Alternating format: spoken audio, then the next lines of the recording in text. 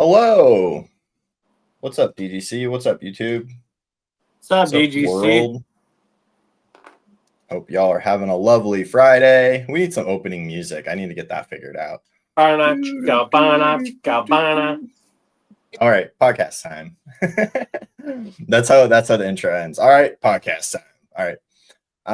Hope chat's doing well. Hope everybody's doing lovely. See some friends in the chat there. What's up, Rolling Fatties? What's up, Thickums? What's up, TJ Rez, Grower Mo, Bartman? What's up, Bartman? Hope you're well. All kinds of good people. This cat grows. Rolling Fatties. Not sure. Rolling Fatties. Yeah. Hey, I want to give a special shout out to Sunny in Bectopia. Yeah. She injured herself and needs some growers' love sent her way to help her feel better, folks. I'm sorry to hear that. Sending love to Sunny. Hope you're well, Sunny.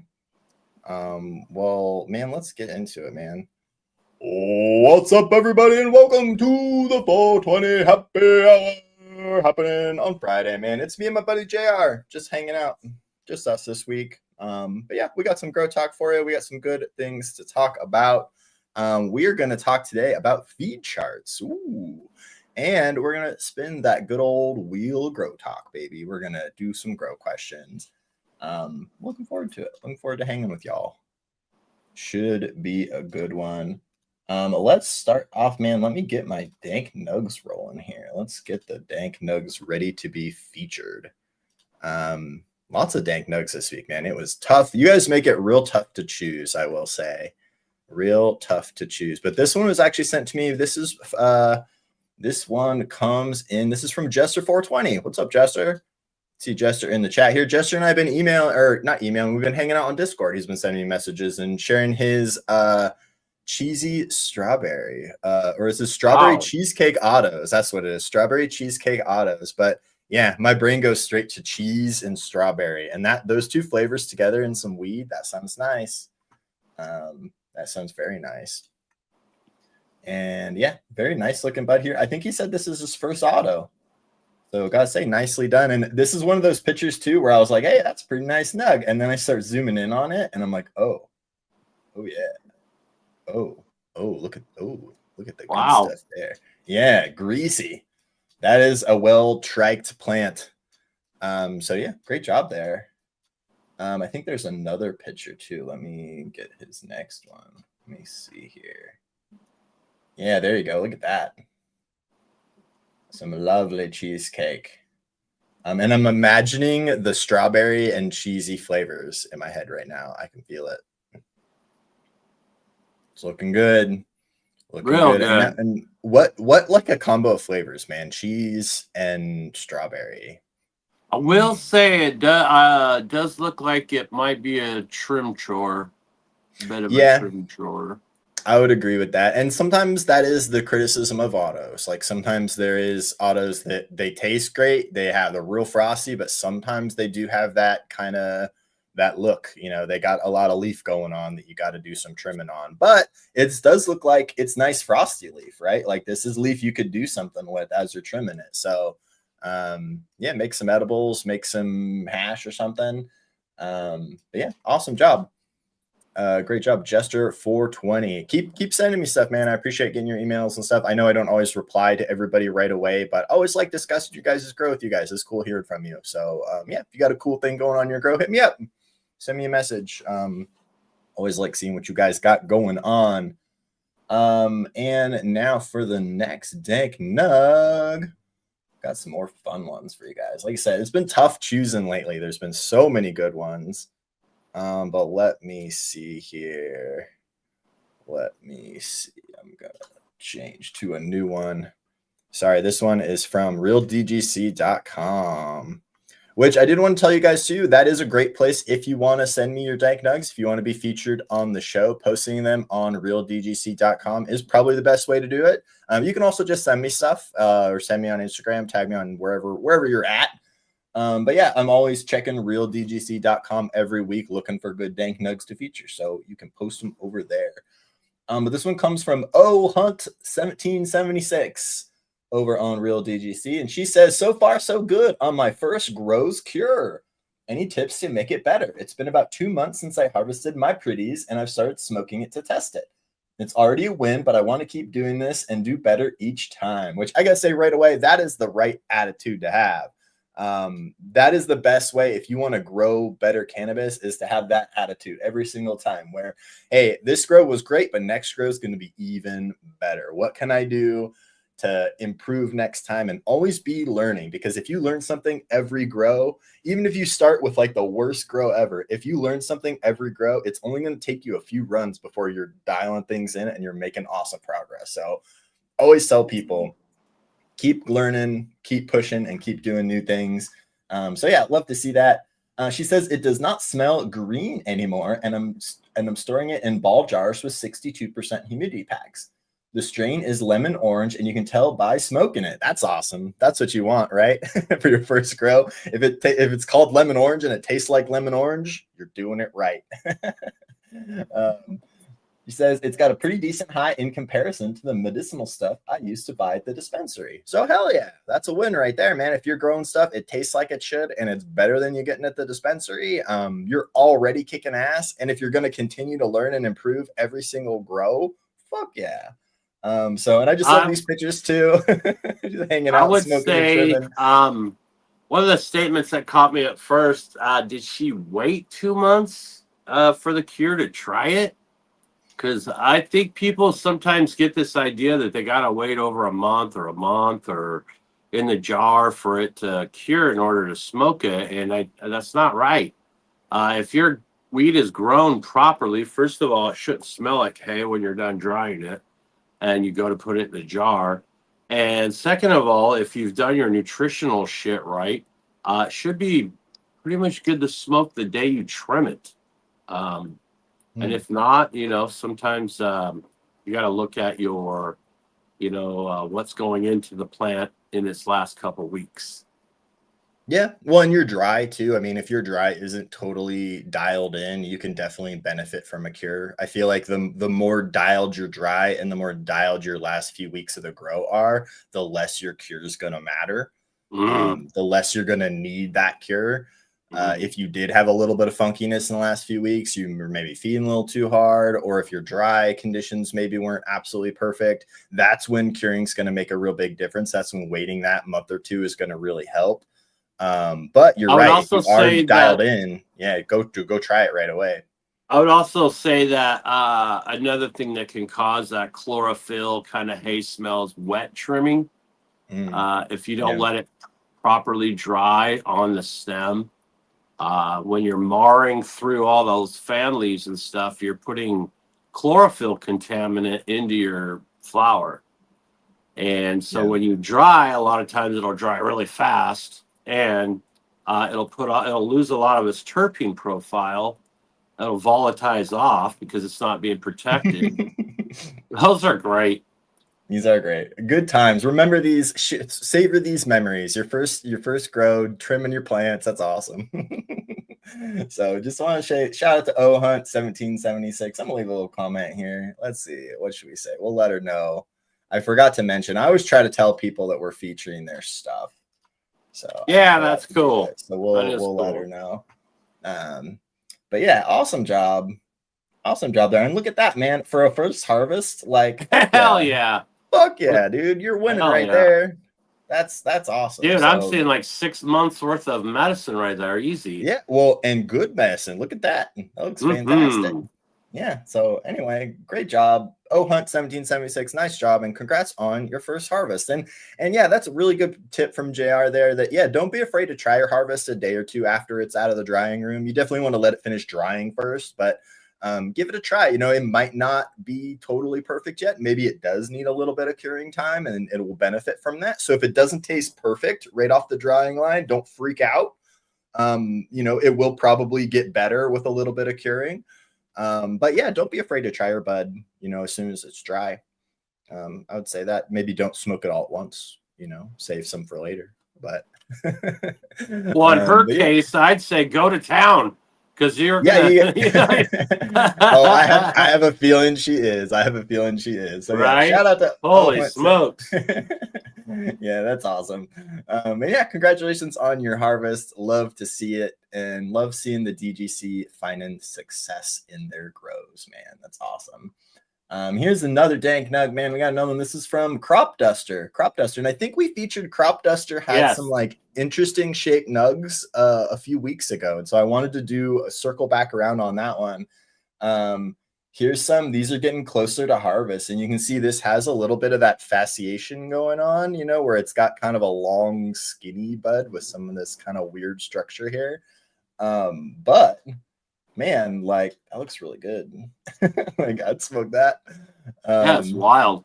Trying to get it zoomed in for you guys here, but yeah, no, that's some good looking bud, man. Real frosty and interesting structure. Like it's funny how it's got this big pom of like cola up top there, Yeah. and then it's like all the leaf of the nug went down to the bottom. It all the leaves are down here, all the bud is up here. You can just genetically select for that trait. Yeah, so interesting stuff. And look, here's another kind of view of another nug, kind of a long, skinny, sideways nug. And yeah, I wonder what that does to the quality, you know? Yeah, you know, I've heard mixed things from people. I have heard people say, like, yeah, I got all excited because I had this weird shaped bud, and then it turned out it wasn't really that good to smoke. And then I've heard other people say, like, yeah, I got one, it was really good. I've also heard people say, like, I got one, it was really cool, so I cloned it. And then when I grew up the clone, it didn't do any of that stuff. So yeah, I think sometimes these things are kind of just a one-off mutation. Sometimes it's a genetic mutation that sticks with the plant through cloning.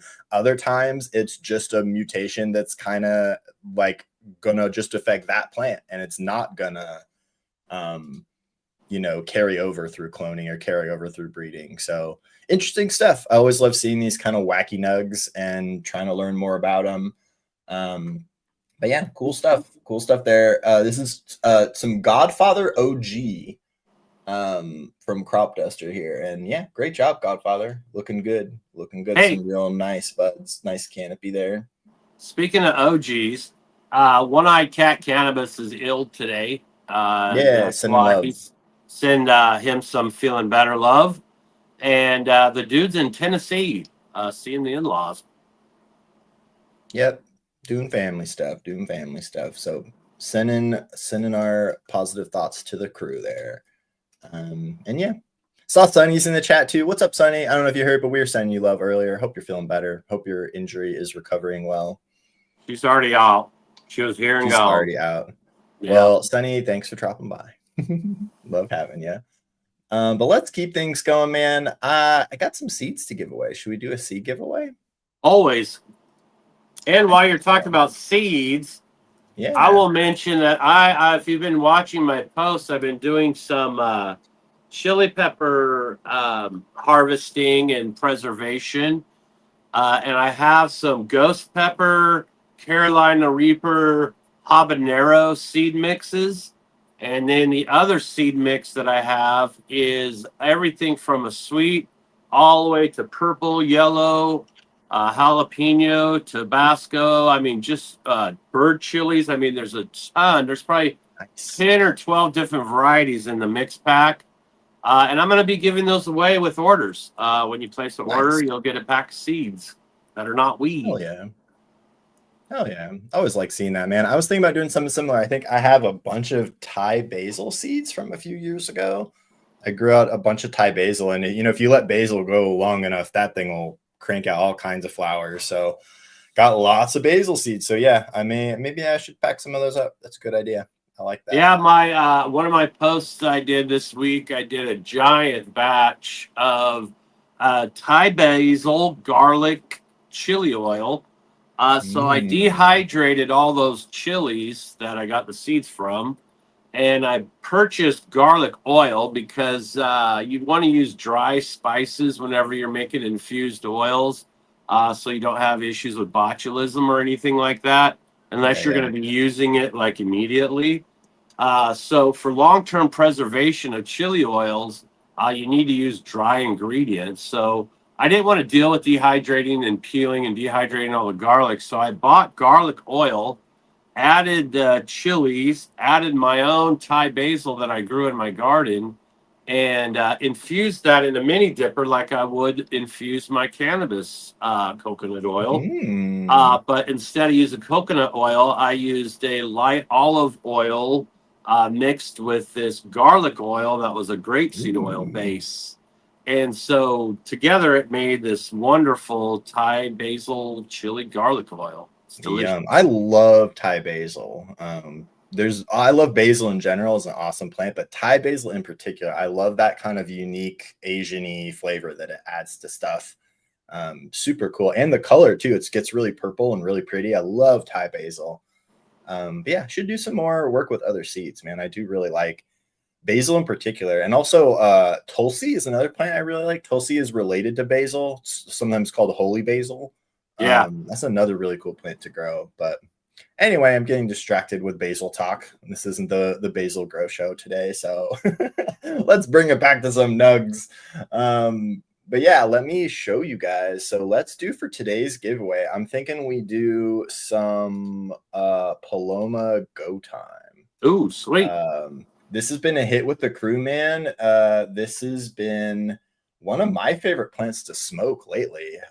I'm still sipping on. I got a real nice nug of the Paloma Go Time from Banjo 420 at the DGC Cup, and I've been rationing it. That's one of my nugs that, like, every once in a while when I need a real nice puff, I'll pull out a little corner of that nug and put it in my little one hitter. And love the cheese kind of mixed with that berry flavor. And this one got me thinking about this one too, talking about Chester's Dank Nug earlier, that cheesecake with the strawberry. This is like cherry Paloma with some cheese. So if you like that cherry Paloma, if you like that gas and that grapefruit and that little bit of cherry, yeah, add a little bit of that funky skunky cheese in there.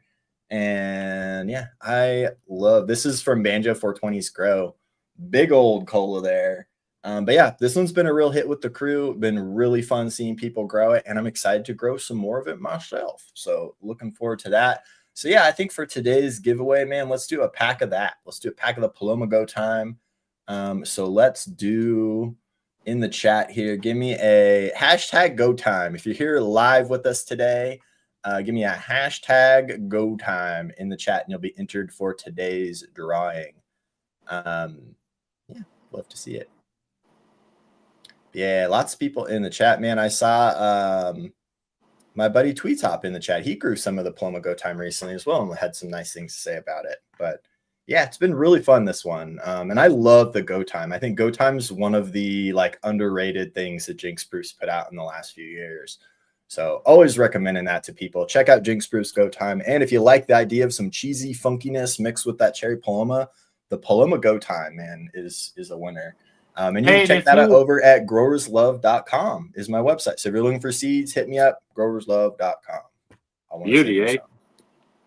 So if you want to go talk to Jinx, he's over on Cannabis, the app, all the time. There's not a lot of people there. He posts on there regularly. God bless him. So yeah, go shout out to Jinx. Hit him up. That is awesome. I didn't know that. Yeah, Jinx is such a cool guy. He's always someone who makes himself real available to people too. If you like talking about cannabis, you like, making friends with people in the industry, Jinx is super friendly and a really great guy to meet. I got to meet him at the DGC Cup in, I think it was 2017. We got to hang out at the Cup, and it was really cool at the time because I had just kind of launched my ladies' night. My ladies' night, which is Go Time crossed with jazz, which is like a Jack Hare berry kind of thing. And it was really, really cool to meet Jinx and to get to show him some bud that I had bred with his strain was really awesome. And I'll always kind of remember that. He was so excited to see what I had worked on with his stuff. And he was so encouraging and just so much love in that guy, man. Love him. Shout out to Jinx. Good vibes. Yeah, and all those guys, their history with TGA and Subcool, at the time they were innovating some of the greatest fucking weed in the world. Those guys still have a lot of stories to tell. Him and Odie Diesel and Sonny Chiba, all those guys bred under TGA and provided some of the stuff that is still legendary to this day. Well, and a lot of those guys still got the dank too. A lot of those guys are still sitting on some really amazing stuff that kind of gets put out into the world every once in a while, or they'll unleash every once in a while, and you're like, oh yeah, I forgot you guys fucking know what you're doing. So yeah, shout out to Jinx and shout out to, like I said, the TGA crew, man. Everybody who's still out there repping the good vibes and that weed nerd love, man. I love it. Shout out to Subcool. Shout out to everybody from that crew, man. Miss the good old days of the Subcool show on YouTube. Yeah, Jinx saying be positive on my Instagram all the time. Definitely miss that, man. But shout out to all those guys. Great times. And yeah, man, we got 65 entries here on this go time. But yeah, someone in the chat was asking, I think it was Jester, is all the Paloma stuff pretty gassy? And I would say, yeah. Would that be your assessment? If you're getting my cut, yeah. But if you're doing seeds from Brad or you're doing crosses from soup, you're gonna maybe find stuff that leans citrus. You might find something that's really citrus heavy, where other stuff's gonna be maybe funky and gassy. It just depends on the project and where you get them from. But mine, the way I describe the JR cut is grapefruit, gas, and funk. Because to me, the grapefruit hits you immediately, and then you get that kind of gassy overtone, and then it kind of leads into this funkiness. Yeah, well, I would say that the grapefruit comes through on almost all of the crosses I've done with the Paloma. The gas definitely comes through. I would say almost everyone has at least a little bit of gas. Sometimes it's not like the dominant flavor in the cross. Like with some of the Paloma nights, you'll get more, a little more haze sometimes. But yeah, you're definitely getting a lot of gas in most of the Paloma crosses. But yeah. Let's do it, man. Let's give these away. We got 65 entries. I'll give you guys another 15 seconds to hit that button. So give me a hashtag go time in the chat. It's your last chance to enter for today. 5, 4, 3, 2, 1. Boop, boop, boop, for this lovely pack of Paloma Go Time. Boop, boop, boop, boop, boop, boop, boop. And also throw in, as usual, man, we'll throw in a high-functioning stoner card for my fellow high-functioning stoners and a vintage Dude Grows sticker. Whoa! The old school one that still says the M word. But anyway, let's give those away, man. I'm pushing the button. 67 entries. And the winner is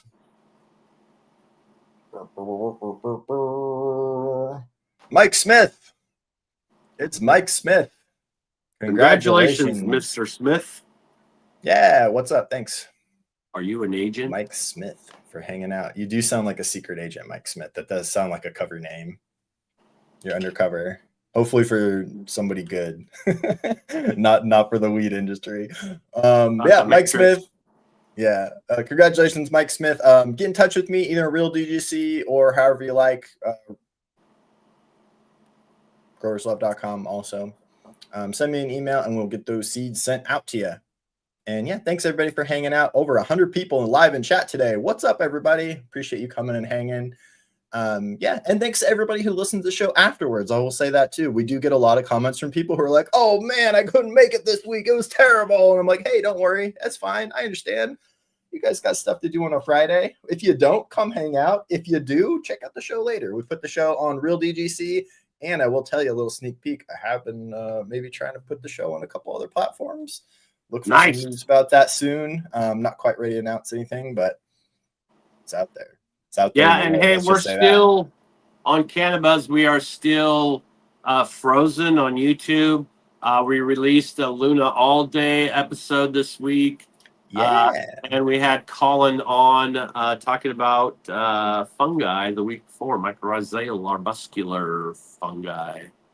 Awesome. And people should find that on Spotify, Cannabis. I think it was when we first started it like 5 years ago. It was like the Bloom Booster podcast or something like that, but it's under Cannabis. I remember. Hell yeah. Awesome. Yeah, I love seeing you guys been doing a lot of really cool interviews lately. Thanks. And once our strikes are up, we're going to upload all those episodes onto the channel. I will say, one of the strategies I've kind of devised is to set up a dummy channel, and then you have your main channel. You post your content on the dummy channel, to see if it gets flagged, stricken, or taken down. If it rides for about 3 or 4 days, you transfer that over to your main channel, and The then you're good. stupid games we play. Like, that's awesome if that's working, but like, oh, like what a pain in the ass YouTube has become. So yeah, anyway, we're working on decoupling from YouTube a bit here and working on getting the happy hour on some other places. Man, I do like the discoverability YouTube offers. I do love some of the features YouTube offers, but man, I do not like the way they treat us, and I'm kind of over it, as I think are many people in the industry at this point. So yeah, it's not great, but we're still out here. We're still out here doing our thing, and we're gonna keep doing our thing, man. That's another thing I want to make clear to people too, is like, we did get a warning on this channel the other day. I should tell people that. So there may be more strikes coming our way. Ooh, oh no. So yeah, anyway, YouTube's doing its thing and we're doing our thing, and we're gonna keep doing our thing. If we gotta make a new YouTube channel, if we gotta go to Twitch, if we gotta go back to Discord, if we gotta go somewhere else, if we gotta be Spotify only, wherever we got to go, we're going to go there, and we're going to keep doing the happy hour. So just letting you guys know. And Chairman, we did not lose all our content. We got our second strike, and that's why we froze our channel. Our first strike is due to expire October 27th. So once it expires, we'll be back down to one strike, and we can upload again. Got to play that game. Got to play that game. But let's keep it rolling, man, with some grow talk. I want to talk to you this week. You were talking about feed schedules. You sent me your feed schedule.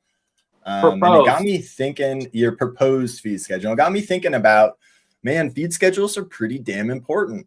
You know, I think so many times when I see a nutritional problem, when I see someone posting on Real DGC or posting anywhere else and they're asking for help, or they're saying, oh, what's wrong with this plant, or what's the problem here? It's not a nutrient problem. It's a feed chart problem. You know what I mean? It's not a problem where the nutrients are gone wrong, or it's not a problem where to me, a nutrient problem is like, oh, I did a tablespoon instead of a teaspoon. You know what I mean? That's a nutrient problem. Whereas if you look at, your feed chart, if the feed chart's wrong, or if the feed chart's telling you things that don't make sense, or if you don't have a chart and you're not following a plan and you're just hodgepodging stuff together, like, yeah, you're going to end up, in the woods, lost, not knowing what you're doing. So having a feed chart's really important. I'm trying to bring this up here. I did have, here we go. I do have JR's feed chart, so we can talk about this a little bit here. The first things I wanted to talk about were the base nutritional items that I'm going to be using. And that's going to be fish hydrolysate. That'll be a foliar root drench. And that's going to provide nitrogen, a lot of other NPK, trace minerals, enzymes, carbon for microbial activity and plant metabolism. I will be using a cow mag. It's just a simple thing I've had around forever. And obviously it's going to be my calcium delivery, hopefully. I got liquid karma in there, which is my humic fulvic kelp, which is your cytokines, auxins, carbohydrates, and vitamins. But I'm also going to be introducing a top dress with a down-to-earth tomato. It's a low NPK. It's a 463, so it's pretty low. But I noticed that when I was doing top feedings with it this year, that seemed like every 3 weeks was kind of the magic point of feeding for me. That's got all your rock phosphate, kelp, sulfate, and it has the potash in there, which is something that kind of helps move things along. And of course, I'll be using Recharge. That's going to be my inoculant, once a week treat, not inoculant. And that's going to provide my fungi, bacteria. I will be using the Azos and mycosis transplant for the fungal inoculation early, especially with the fungal stuff. And then I'm also going to be using the lactic acid bacteria that I've been making as a foliar, and once in a while, I'll be using it as a root drench as well, to kind of break things down and make things available down into the rhizosphere. But I'm also going to be working with it on the phylosphere in the foliar applications as a way to also help outcompete any pathogens that might be trying to stymie my plant's growth and immune system. Hell yeah. Well, I want to stop you right there. We had a few good questions in the chat. Chairman was asking, what media are you using for this feed chart? Can you tell us a little bit about your media that you're starting with? Okay, so in veg, I'm going to be using King's Mix by Royal Gold. But when I go into flour, I'm going to be using the modified Coots Mix that I've shown in the past how to make. Yeah, I think actually Goathead's in the chat too, and he was saying, "Oh, he's using the stuff we made." So yeah, that's Goathead Gardens, I believe, help you make your batch of soil. So I think you have a video on YouTube showing that, don't you? Yeah, me and him did an episode where we did just basically a step by step. We did kind of a breakdown of what each of the components are, and that was the beginning of that journey for me. Yeah, and I'll always do that in flour for sure. Prepping it and processing it for veg in a 2-gallon pot. I could just use King's Mix with a little bit of feeding to get by in veg, you know. Right on. Okay. Another question that came up. Let's see, where did it go? I lost it. Jester was asking, along with your feed chart, do you always feed water the same time of day, or nighttime, or time wise? Like, do you have kind of a schedule with what time of day you like to water? I like to let them wake up. You want them to be waking up, transpiring, because once they start transpiring outward, they're drawing stuff inward. So you kind of want to make sure that they're kind of up and ready to go. And then I'll water early, maybe a couple hours after the lights turn on. I never water right before the lights go out. Unless I've been totally lazy and I have forgotten, or I've been out of town and I raced home and that's the only time I have to water them. But generally a couple hours after they wake up. Yeah, I like that. That sounds like the best time to do it, because you're right. You kind of don't want to shock them first thing in the morning when they're still kind of like settling in for the day. And then, yeah, you definitely don't want to be watering right before lights go out, because that can lead to a big spike in humidity. As your lights go out, your humidity is going up. If you water just before that happens, your humidity is going to go way up. So good things to be mindful of for sure. So I like that. That's good information. Couple more questions I had about your feed chart here. You mentioned calcium, and you mentioned using CalMag. Yeah, and that's temporary, because I also sent you that post that I got from Luna. And I've seen from Garden Like a Viking, the eggshell, toast them to get rid of the membrane, grind them, acetate them with vinegar process. And when his is done, it looks just like CalMag, by the way. Yeah, I've been saving up my eggshells. I got a big old jar stuffed full of cracked open eggshells, man. I'm ready to make a big old batch of that stuff. So, but yeah, I was wondering with your grow here, if when you're using the Coots Mix, do you find you really need extra CalMag with that? What I found is that when I go into the mix, I'm getting a little bit of a lockout as they're transitioning into that new soil and starting that relationship between the living microbial interactions and the root uptake for nutrients. So I always give it that little bit of boost. I think that, I don't know. I think that maybe availability wise, it probably is there. I'm positive that availability wise, it's there. It's just, I'm not finding that the nutrient cycling is happening fast enough in the first week or two that the plants are kind of going through it. And I also find when the plants are in 2-gallon pots and I'm getting towards week 4.5 or so, I'm also finding that.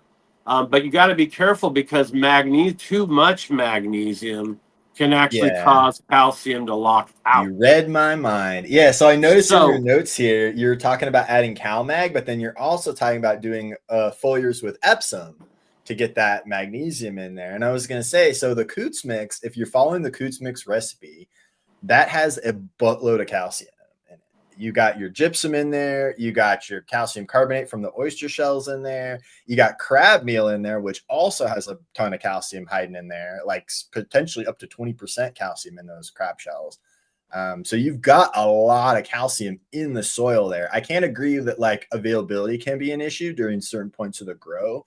So I think maybe supplementing is a good idea, or making sure you're doing everything you can to have that calcium be as available as possible, like making sure your media is not drying out too much, and things like that that'll really help make sure that calcium and like you're doing, watering with lots of recharge and lots of labs and lots of other good microbial stuff that helps break that oyster down, helps make that calcium more available. But I did just want to comment that like there is definitely a lot of calcium in that soil mix. So supplemental calcium in most cases, I would say probably I'd be careful going too heavy with supplemental calcium if you're in a Coot style mix, just because you do definitely have calcium there. And you're right, you don't want to go overboard with calcium, with liquid calcium, because that can cause magnesium lockout and also changes in soil texture. It's really a weird thing, but soil calcium and magnesium, the ratio of calcium and magnesium in your soil plays a really big role in the texture of your soil, like how it clumps together.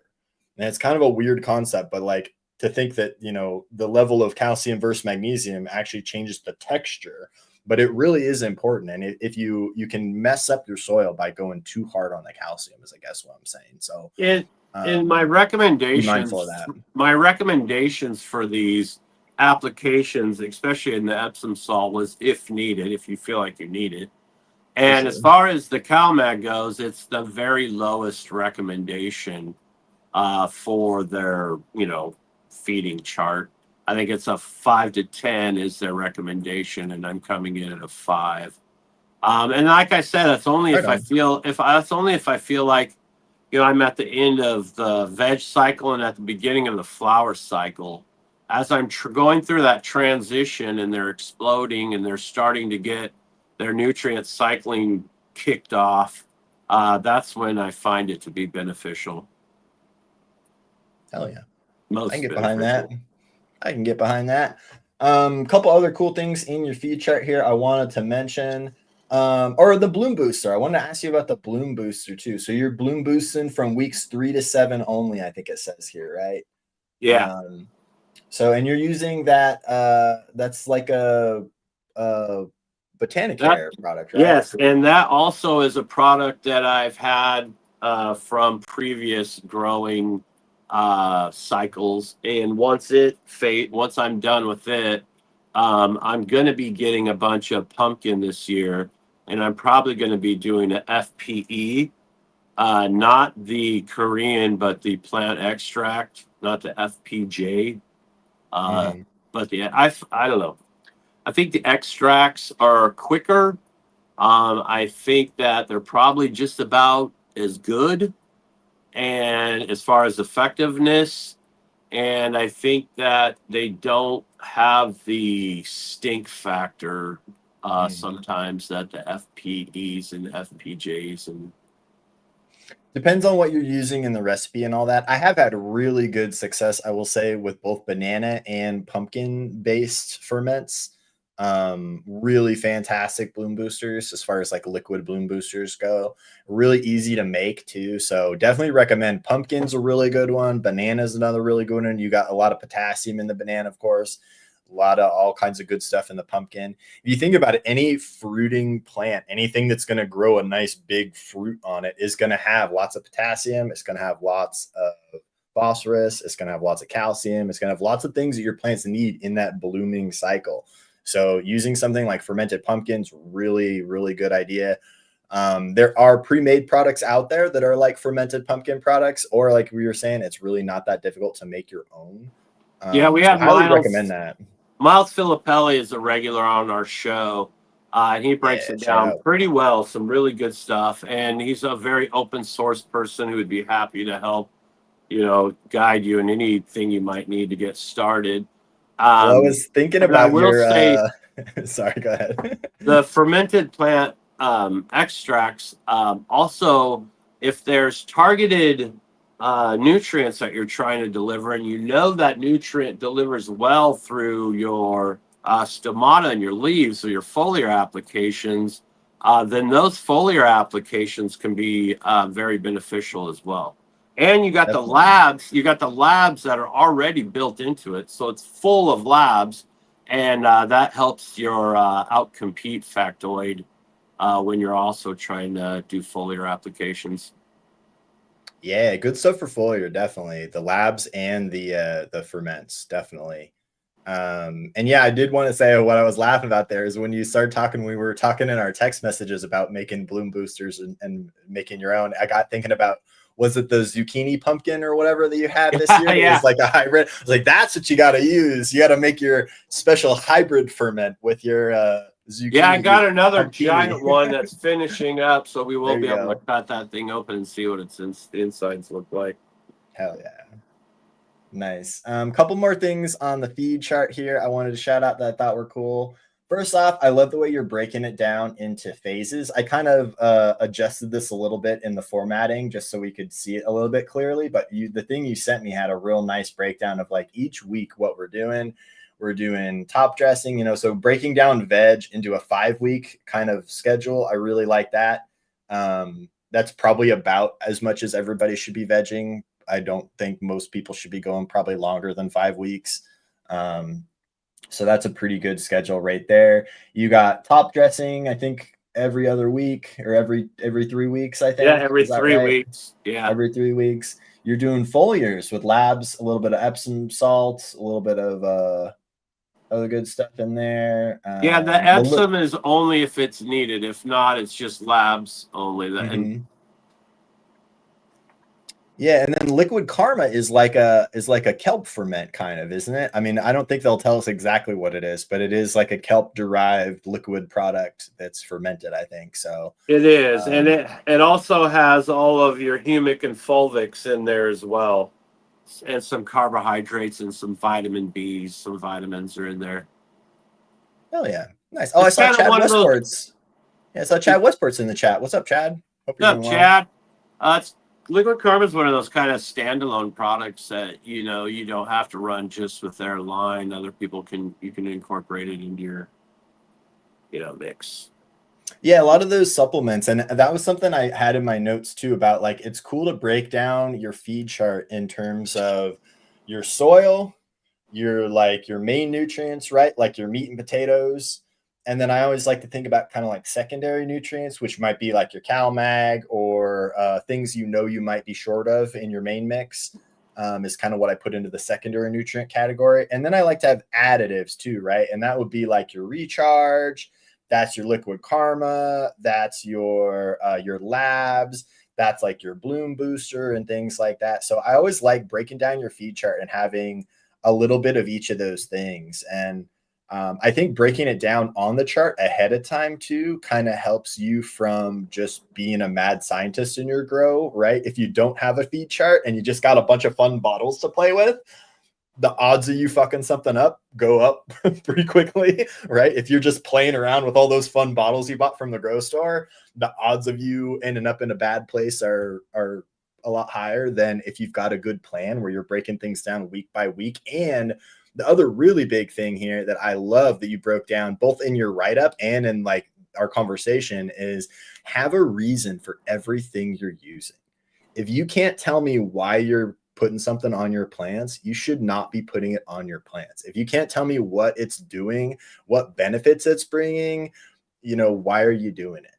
You know what And I mean? the Yeah, other go thing ahead. is, if you are trying to hodgepodge, look for redundancies.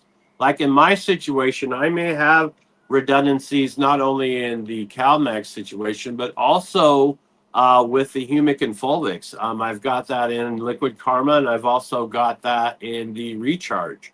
Yep. Yeah, So you're welcome for humics for sure and calcium. That's not a bad thing. But yeah, it is good to be mindful of that for sure, and be mindful of going too overboard with everything. So writing down your feed chart, you're right, is a really good way to make sure you're not doubling up on anything, because that's really easy Redundancy. to do. Yeah. Yeah, it's really easy to do, to get too excited about something and be like, oh man, I got this cool new product and that cool new product, and let's put them together. And then you start reading the labels and you're like, wait a minute, these are kind of the same thing. You know, so it's really good to be mindful of that. And like you said, it's a really good way to fuck up your grow is by going crazy with bottles that you don't understand. And So another reason that we recommend dropping recharge in weeks 5 and 6, beginning of 6, is because it has a molasses component to it. And they're finding now that some of these intense sugars at the end of the flowering cycles encourages your microbes to feed and kind of get down with those sugars rather than do the slavery work that they're designed to do to your root zone. Yep. Oh, I got a barking dog, so sorry Yeah, if you you guys do. hear dog stuff in the background. He keeps an eye in the neighborhood for us. He's just protecting the grow. He's being a good boy. Yeah, I love seeing your flower schedule here too. I also really like how you broke it down into a couple different phases, right? Where you got first 2 weeks is kind of your transition and stretch phase of everything. Then you've got your early flower set, kind of week 3 and 4. And we got your mid-flower bulk in week 5 and 6. And then week 7 and on, you're kind of doing your late bulk and your ripening, heading into your final ripen and your flush right there at the end. So I really like the way you broke down that schedule into those different phases. I really hate when people just treat flowering like flowering, you know, and they're just like, you just throw flowering, you know, you use the pink bottle and you throw the pink bottle on it. It's flowering, you know. Don't think of it that way. Really think of this plant is doing different things in each phase of this grow. So like you're saying, the first 2 weeks is all about stretch. And so that plant is going to have different needs. It's going to have different nutrition that it's looking for in those first few weeks. You're still going to be eating more nitrogen during those first few weeks too, because it's still really putting on a lot of leafy growth. So yeah, having a plan and having your plan that kind of really break it down week by week. Because yeah, different needs at different phases for sure. And if you just kind of slap something in together and feed it the whole cycle, you're not going to have a good time compared to when you really dial things in like this. And I did post this up on my Instagram post. If you guys want to take a look at it and give me any feedback. Hell yeah. Yeah, I was thinking too. Where chairman just asked the question, is it going to be posted anywhere? Yeah, I can post this right up as well if you guys want it on Real DGC or something. But yeah, sounds like we will make it available. Yeah, any other questions in the chat about feed charts or any other stuff you want to talk about, JR? No, that was pretty much it. I really wanted to kind of highlight that Argonite tip that Luna Allday gave for making the your own liquid calcium. Of instead of doing the whole egg process, you can just get the micronized Argonite, and it's going to mix with your vinegar. And make sure you get a vinegar that's 5%. I know the Heinz brand vinegar is 5%. Others are not. So make sure you use a good vinegar when you're mixing this. And then what's going to happen is it's going to release all the carbonate, and it's just going to give you available calcium in this solution that you can then use to feed your plants if they need it. Hell yeah. A couple great questions in the chat. JMA182 asks, do you feed any different if the end goal is flower versus rosin? I thought that was a cool question. What do you think? Well, I would say the answer to that question is yes. You would. I don't, though, because I don't grow for rosin. I just am a flower and bubble guy. I pretty much just enjoy flower. And then if I need something a little harder, I just puff on my bubble. And what do you think you would change? Yeah, if you were going to change something, what do you think, like what adjustments do you think you'd make? You wouldn't want to give it those hormonal boosts in flower that are going to bulk it up so much that you don't have surface area for gland heads, for rosin production. And you also would change your lighting strategies. You might go with more blue in the end of your strategy. Like back in the day, we would switch out our HPS for the super blue bulb that Hortilux made to promote resin production. And you could also look at your additives that are your secondary metabolite boosters. I think regardless, you'd probably want to pump those anyways. But yeah, Oh yeah, agreed. No, I think that's a really good point, is that when you're growing for rosin, you're not looking for the same kind of bulking in the flowers that you're looking for. You're more looking for a little bit of frosty leaf, to be honest, right? You're looking for a less little looser density. structure. Yeah. Yeah, a little looser. So yeah, I can see adjusting your feed to get a little bit less kind of boosters and bulkers in there, right? Take a little bit of that out of the recipe, I think. Another good question that came in, Jester asked, do you have any of your feed, or does any of your feed charts change based on the strain you're planting? Oh, that was a good one. Are you going to be adjusting this on a strain by strain basis, or is this kind of like a bulk recipe for everything you're going to be doing, or how do you adapt this based on strains? It's usually a bulk recipe that I either give them more of or less of. Mm-hmm. If I come into a plant that's maybe not, and if I do see some like tip burn, there are occasions where I'll just give that plant water for the next watering or something until I feel like, I'm not pushing that barrier. I know people talk about the perfect tip burn, but I don't like to even see that. Same. I don't want to see any tip burn. I don't Yeah. want to be pushing my plant so hard nutritionally to where I'm really fucking up the genetic expression of the plant itself. I think for me, the key is to get the optimal genetic expression in flavor, smell, and effect and look. And if I'm going for biomass to get bulk cells, then a lot of that other stuff is going to get compromised in the process. And most of the time, it's compromised by hammering it with feedings. Yeah. Yeah, I agree with that, man. I think if you are pushing your plant, you do start to change the plant morphology. You do start to change the secondary metabolites you're getting out of that plant, and if your focus is on yield, you should make your focus yield.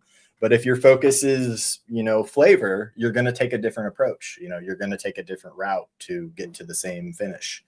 And I would So yeah, say that, good point. some people say, I guess everyone should say quality in, quality out. And so if your desire is to have really incredible rosin, you need to make sure that you're growing really incredible flower. And part of that is not hammering it with mass nutrition. Yeah. Well, and people don't always like to hear this, but I've always kind of said that, like, if you want best flavor, you do have to sacrifice a little bit of yield. I think you do have to be willing to, give up not a lot of yield. I'm not saying you got to shoot yourself in the foot, but I will say, like, if you want to make your focus quality, you're not going to be acting the same as if your focus is yield.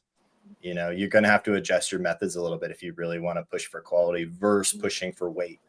And like I said, people don't like hearing that, but I do think it's true. And So, I think if you're a medical user, if this is your medicine, then those points are valid even more.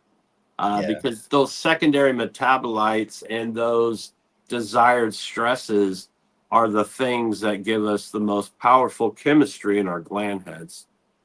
yeah. Well, and I'll say too, like, and again, people don't always like hearing this, but I like to tell people, don't be greedy in your grow. You know what I mean? Don't try to push for yield, over everything, because you'll be sacrificing other things.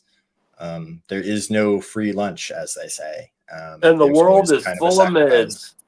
The world is full Yep. of mids. It's a really good point, man. We don't really need, like, you to grow a bunch of pounds of okay weed. Like, we got plenty of that.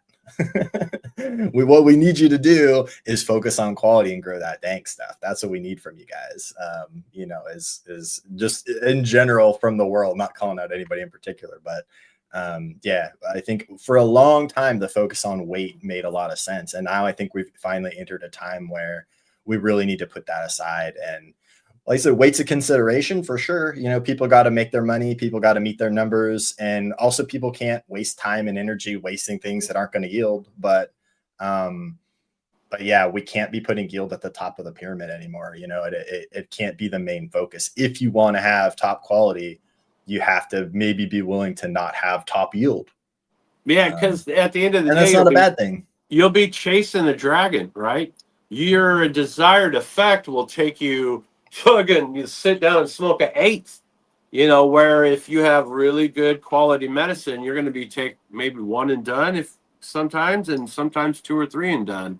You know, you'll be lucky to smoke. You'll be lucky to smoke half a joint. You know. Yep, I really like this comment from Rolling Fatties in the chat. Shout out to our homie Rolling Fatties, making good genetics. He says, I push my plants, and once I know where the line is, I dial back about 10 to 15%. I like that a lot. That's the recipe, right? You go push them a little bit, know where the line is, and know, you know, how far you can kind of, you know, push them before it starts to drop off in quality. And then, you know, because don't lose yield. You don't need to lose. I'm not saying give up yield. I'm saying, you know, if you want quality to be your prime focus, make quality your prime focus, you know, because I think it's too easy to be like, I want the best weed and I want the best yields. And those two things don't go together. You know, those are generally two different types of grows. And that's a good thing. I think the focus on quality has been a good shift for our industry. So don't be afraid to like hurt a little bit in yield. That's okay. Just grow some more, plant a few more plants, fire up another light. Do what you got to do. And Chad Westport in the chat too says that is a goal for breeders, quality plus yield, and say that like a lot of yield stuff too does come in from the breeding side of things. And so sometimes, you know, you'll be stuck with a plant that just is never going to be a huge yielder, and if you push that plant really hard, it's really not going to like it. You know, I've definitely run into that before, where there are plants that, you know, are naturally small yielders or are naturally like not huge yielders. And if you try to change that about them, if you try to push them hard, doesn't help. You know, no, it's sometimes more of a hindrance because of the way they feed. Like, you know, traditional Girl Scout cookies is a good example of that. You're not going to get giant structured nugs out of that. You know, it was especially like the Thin Mint cut. It was just these little tiny golf ball sized buds, and they were, you know, kind of stacked all the way up the stem, but not a lot there. And so, you know, and people would think, oh, well, I'm just going to put it outside. It'll do really good outside. And then you put it outside and it just doesn't do anything at all. It just does even less. Well, and this all makes me think of, do you remember like the Beasters back in the day and like the Big Bud and like all those strains? That a lot of that was, you know, during a very specific period of time when that was a hype thing, was like, get those big giant nugs. We want big, huge baseball bats. And it was all mids. You know, it was all not. And I talked to Tiki Madman regularly, and yield is still a determining factor in his selections and his selecting. Quality and profile. Quality and profile are probably number one, but yield is something like he always selects for. Well, and I'll say that too. Like I put a lot of thought into, for me, it's not necessarily yield. I want a plant that's going to fill that space. I want vigor. Vigor is something I look for in breeding. I want plants that love to grow. You know what I mean? I want plants that are like trying to jump out of their pots with growth, you know, and I don't necessarily think about yield, but I'm thinking about, I want plants that are like excited to grow for people. I don't like those plants that are like, oh, maybe I'll kind of grow.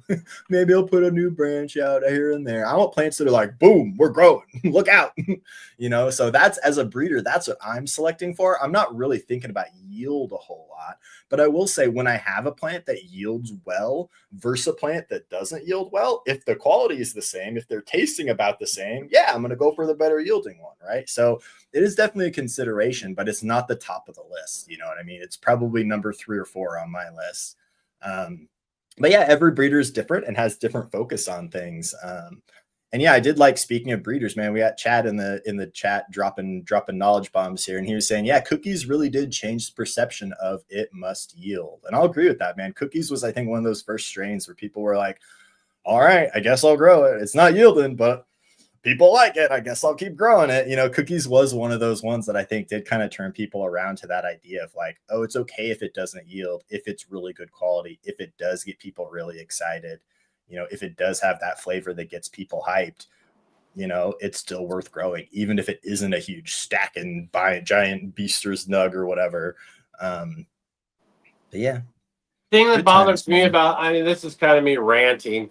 The thing that bothers me about that whole thing is that Girl Scout Cookies was one of many OG crosses, and there were a lot of really good ones. And I feel like that whole momentum kind of stopped. The OG crosses kind of fell off as the cookie thing launched, gelato and sherbets and all that stuff kind of started happening. And I feel like that momentum of all those incredible OG Kush crosses kind of stopped, and it made me sad. Yeah, I agree with that. I will say that, like, I think sometimes the community gets hung up on something for a while. I think Cookies was a really good example of something the community got kind of stuck on for a minute there. Runts. Runts, another Z, yeah. Well, and none of these are bad, right? Like, I love me some Cookies. I love me some Runts. Yeah, it's great, but it does kind of suck when that becomes the dominant thing in our industry, or that becomes the dominant thing everybody's crossing, everybody's talking about. That can be a little bit of a bummer. And I will say too, I agree with you. Like, I do think just OG breeding kind of took a downhill turn once people got obsessed with the cookies. And I want to see more OG breeding. I'm personally trying to make some kind of like a sour OG, or some kind of like I'm trying to get an OG that I want to work with, because I do think there's a lot of potential. I love good OG Kush. I think a lot of people do. It's like just a winning fucking strain. It's a great flavor, that kind of little spicy flavor, the kind of lung expansion, and like this big thick smoke you get from a nice OG too. But they are a little trickier to grow. They don't always yield real well. So I think that's one of the reasons too, where the breeding on OG stuff maybe stalled out a little bit, is because they are a little bit trickier to work with as far as like how you grow them and how they perform. Chad brought up a good point that Cookies also introduced into the gene pool a tremendous amount of intersex trait problems, man. And I'll tell you what, all those cuts I got spread out everywhere also introduced a lot of powdery mildew to folks. Yep. These things have downsides, right? And that is why I really think the best thing we can do as a community is focus on diversity, is focus on getting lots of different cool shit going on, and not getting too locked in on any one thing. That's why, as a breeder, even myself, even though I have things and flavors that I love and that I want to do more work with, I'm also trying to explore other things and trying to find cool shit in other kind of categories that are maybe a little outside my comfort zone, because I really value having different shit on my menu, and having different flavors in my life is an important thing to me. So yeah. And I mean, Chad speaking my language here in the chat, man. I love Blue Dream. Chad, me too, man. Me too. Bring Blue Dream back. Make Blue Dream great again. But yeah, that's some really good strain talk, as well as some really good feeding chart talk. Thanks for nerding out with us, guys. That was fun. I enjoyed it immensely. I think we got maybe time for one spin of the wheel. All right. Shall we do it? I think we got time. Let's see how she goes. I got lots of new topics on the wheel too, so I'm curious what we'll get. I want to add topicals to that wheel. Not for the shameless plug of Dit's Amazing, which is amazing. That's an awesome topic. Let's do it.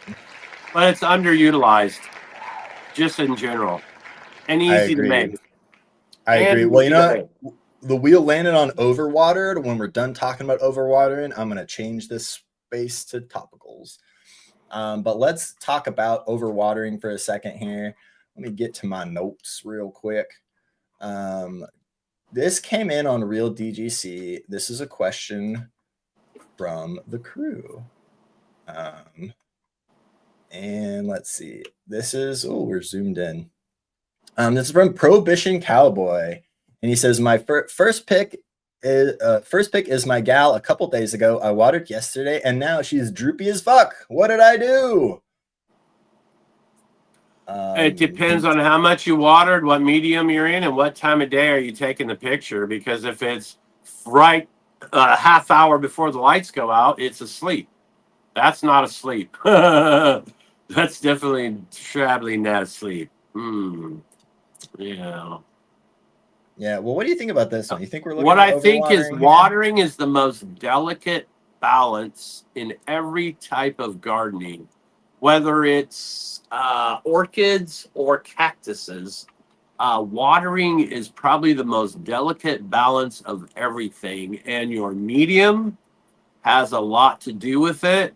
The humidity and the amount of transpiration that's happening in the room has a tremendous amount to do with it. And a lot of people are finding these different kind of digital meters that they're using. But you can just stick your finger down in there about 3 inches. And if it's wet, don't water it. If it's dry, water it. And that's Yeah. kind of my advice. Yeah, I mean, one thing I wanted to talk about with watering, and that's why I kind of chose this one, is when we say the word overwatering, I think the first thing that usually pops into most people's heads is giving your plant too much water, right? That's the obvious like thing that goes to. But I was thinking about this the other day, and I think more overwatering happens not from people giving their plants too much water, but from watering too often. You know what I Yeah, mean? Like frequency. giving a Yeah, plant water frequency. when it don't give a plant water when it doesn't need it. I think that's the way most people end up doing harm to their plants with overwatering. It's not that in any given session of watering, like when you go out there with your watering can, usually you can throw a shit ton of water on there, right? If your drainage is good, if you got good soil, most of that water is going to come out the bottom if you give it too much. As long as you don't let it sit in like a saucer of water or something, that plant will probably recover really fast. Like most plants, you can give them even like a little mini flush, you know what I mean? And they'll bounce back pretty quickly. So when we talk about overwatering, I think it's not usually that, right? When we talk about overwatering and damage that it's doing in people's grows or when people's plants are struggling, I think a lot of that is, like I said, it's frequency. It's going in there and giving your plant water when it didn't need it. So that's why checking the weight of your plants is really important. And I also wanted to talk about this too, because I wanted to confess that I did a little overwatering recently. We're in recovery mode right now. And sometimes it's easy to do, especially when you've got lots of different plants in different sizes and different phases of growth, which was, I think, kind of where I fucked up. So like I had plants that were big moms in like 10 gals that were real thirsty and they were overgrowing their pots, ready for new pots or ready to be chopped down and replaced. So I was watering those real heavy. And then at the same time in my grow, I had a bunch of seedlings that I had just planted. I had seedlings I had started in little rapid rooters, and then I had put those rapid rooters into little 1 gallons. And yeah, I think what happened was I without kind of thinking about it too much, I was in a rush in the grow, and I think I watered those 1 gals when they didn't need it. So I had some 1 gals that after I transplanted the seedlings in there and put those rapid rooters in there, I watered them real good just to make sure they're real thoroughly, and make sure that soil's real settled. But then after that, I think I made the mistake of I went in there to water my big, heavy drinking plants, and I gave water to everybody instead of just giving them to the heavy drinking plants. So yeah, my bad. But yeah, I think that's one of the biggest things you can think about in your grow is not about how much you're watering, but about how often you're watering. And also think about when you're about to water a plant, take a moment and think, does this plant really need this? Should I really be doing this right now? Because you can always come back later and give a plant more water. But once you've watered a plant that, didn't need it, it's kind of hard to undo it. And Um, the rebound of that is the PTSD of underwatering. So you're going to yeah. be so freaked out about overwatering, if you're a new grower, that now you're going to probably maybe err on the side of too dry. And I've seen that happen in a Yep. few of my friends. And so that balance is always a balance, and it's a tough one because, like you said, not all the plants are drinking the same all the time. One of the crop steering things I used to do in veg is that I would have the need for 16 plants. I would plant about 26 of them. I would hammer them all with the same feeding, the same watering, all through the veg cycle. And the ones that all fed the same and were eating the same were the ones that went into the flower room, and the other ones did not. Yep. Well, and I'll say too, there are phases in a plant's life when it's way more sensitive to overwatering. And just after a transplant is a big one. Probably the biggest one. And especially after that first transplant, when you're taking a plant that's in a little rapid rooter or your little beer cup or whatever you use to start your seedlings, that first transplant and that first like week or so after that transplant, that is probably the most danger of overwatering that you will encounter in your grow is during that period of time. And like I said, I always like to, whenever I transplant, I like to water a plant in real good right after the transplant. I like to make sure that the whole medium got saturated. I like to make sure there's no air pockets or anything in there. But that does mean after I do that, I got to leave that plant alone for a while, right?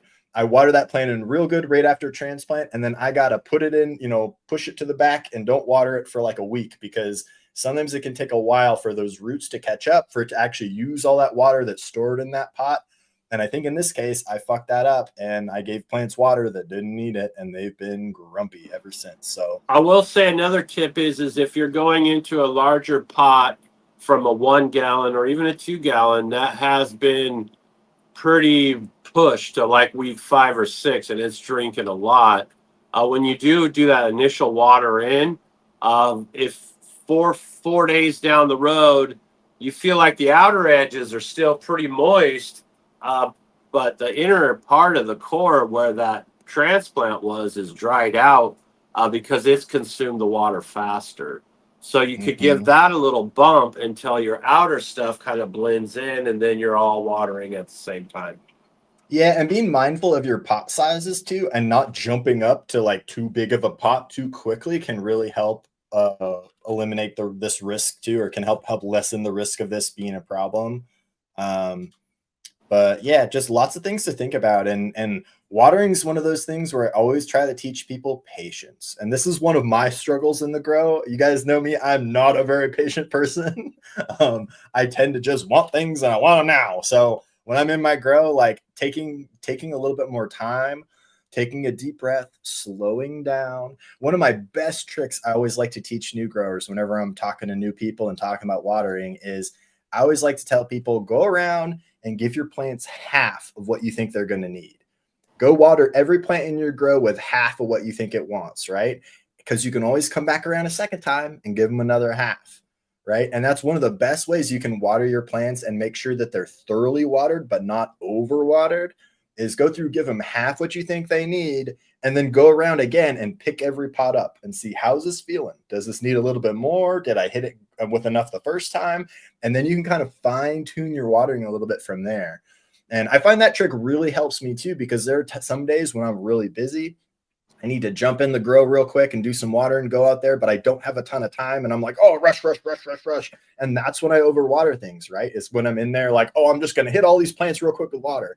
Don't do that. Go hit them all real quick with half the water you think they're going to need. Then come back later that day or come back in a half an hour or something and do it again. That's a much better way to do it if you're in a hurry. Because if you go in there in a hurry and just go, I'm going to dump water on everybody, you're going to give some plants more water than they need. Be patient with your watering. That's like one of the biggest tips I can give people when it comes to watering is take your time. Don't rush it. Go by the weight of the plant and, pick up your pots, be patient, check each plant individually too. Treat each plant like an individual. Don't assume that because two plants are in the same size pot that they need the same amount of water. That's another big mistake I see people doing too, is if you've got, 5-gallon pots in your grow, but you've got some plants that have been in the 5 gallons for 3 weeks, and then you got some other plants that have just been transplanted into those 5 gallons, they're going to have really different needs as far as how much water they need, right? You're going to have to treat them very differently. And strain dependent too. Yeah, and another thing is some plants will be naturally kind of weak at the base where they meet the soil, their base meets the soil. And sometimes if you're aggressive with your watering techniques, you can kind of erode at that base a bit, and you can make that problem even worse. Where like Suit says, if you come along and kind of do the edges with half, come along again and do it. It's more discipline. It takes, I feel like, twice as long to water. But do half, come back, and then do the other half. You're less likely to start eroding at the base of your stem, which can sometimes, with some varieties, be an issue. Yeah, that's definitely true. If you overwater, especially when you've got a young transplant or something, that little area right around the stem, you can get stem rot. You can get weak, wimpy stems that flop over. You don't want that. We don't want that. So, yeah, great watering tips. I love watering talk.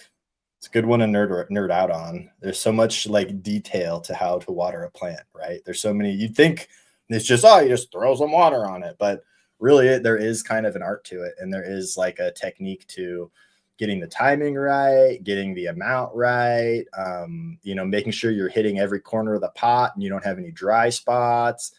I really like mulch too. That's another tip I should mention. I really like putting a layer of little straw mulch on the top of my pot. That helps slow the water down when you throw a bit of water on top. As JR was saying, if you don't have any mulch or anything on top, you just throw a bucket of water or a pitcher of water on top.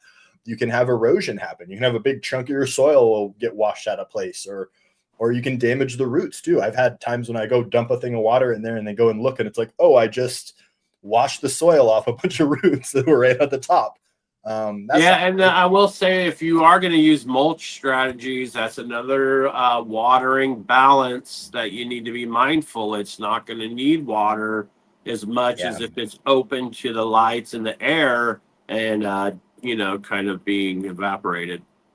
Yeah, good tip. Yeah, mulch is a really good tip for slowing down your watering, and like it also helps the water kind of not just go into one part of the pot. It helps when you water on top of mulch, the mulch kind of spreads the water out and then it kind of slowly trickles down through the whole pot instead of you like throwing it all in one corner and then that corner is really wet. I hate when that happens.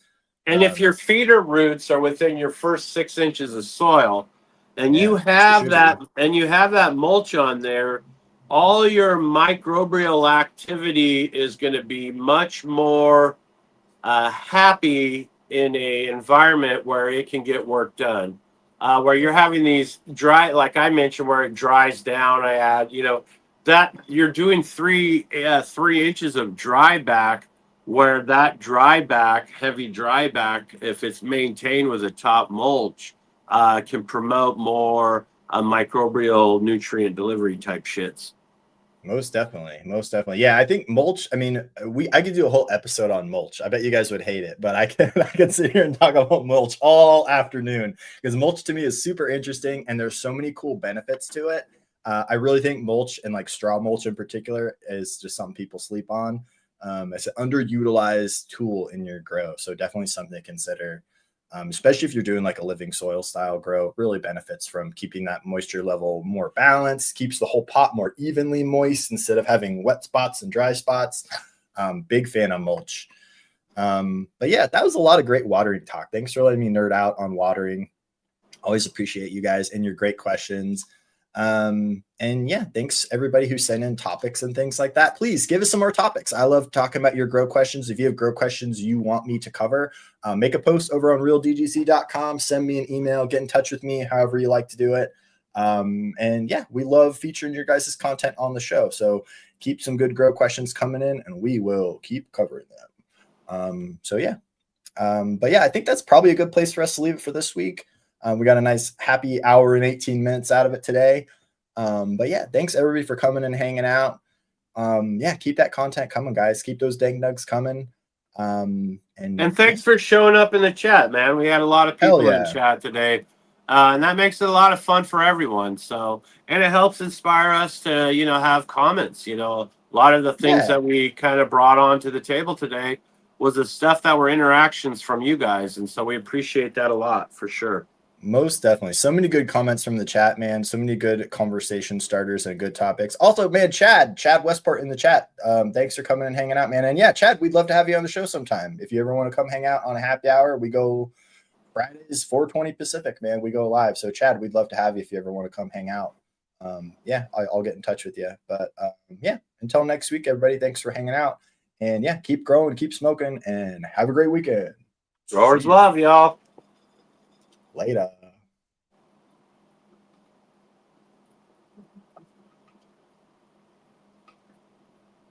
we're not